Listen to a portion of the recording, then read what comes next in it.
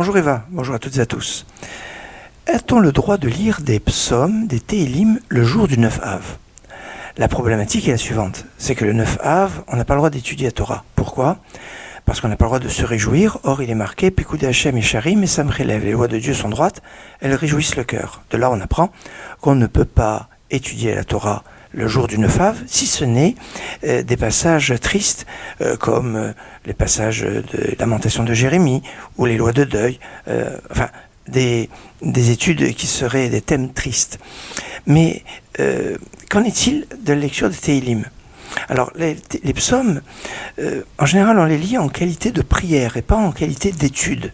Alors si c'est prière et c'est pas étude, ça procure pas de la joie.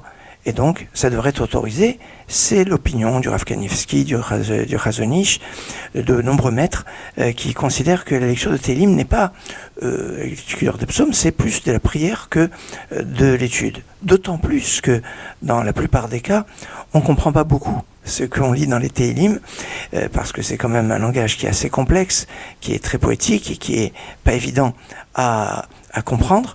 Donc, comme on ne comprend pas, on ne peut pas avoir de la joie de ce qu'on ne comprend pas.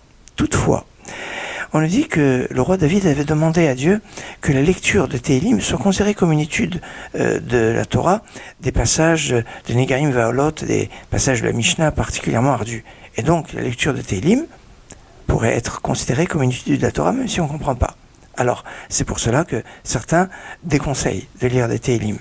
Alors, ce qu'on pourrait dire, c'est que si on lit des Téhilim, des psaumes pour quelqu'un qui est malade, c'est sûr qu'on pourra. Si on n'a rien d'autre à faire, parce qu'on ne sait pas étudier des choses tristes, des passages tristes de la Torah, alors vaudra mieux lire des Téhilim que ne rien faire. Maintenant, si on peut étudier autre chose et qu'on rattrape ce qu'on a l'habitude de lire comme Téhilim, eh bien, le lendemain, ou certains vont dire peut-être même dans l'après-midi de Tisha B'Av, même si dans l'après-midi de Tisha B'Av, attention, tous les interdits restent présents, même l'interdiction d'étudier la Torah, mais il peut y avoir quelques assouplissements, comme la possibilité de s'asseoir sur une chaise, etc. Enfin, c'est encore un thème à développer pour une prochaine fois. En attendant, je vous souhaite une excellente journée. מודה אני כל בוקר שהחזרת את נשמתי, מודה אני על בגד שנחת על גופי, שלא יהיה לי קר, אתה שומר עליי. מודה אני כל בוקר על האור, על עצם היותי, מודה אני על לחם שנחת לשולחני, שלא אהיה רעב, שלא אדע כאב. על אין ספור חיוכי מודה אני, על כל כישרונותיי ועל כל שיריי, את כולם אקדיש לך. דע לך, שמודה אני לך.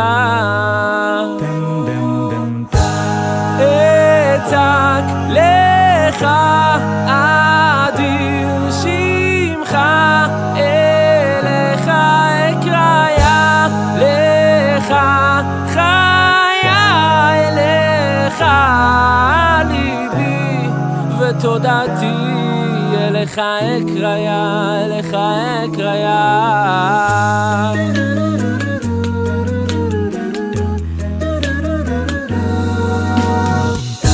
מודה אני כל בוקר על כוחי, על אבי ועל אמי, מודה אני על גשם שנתת בשדותיי, לדאוג לאוהביי נתת לי חיי.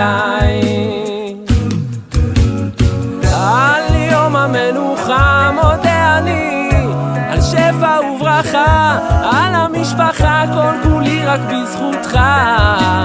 דע לך, שמודה אני לך.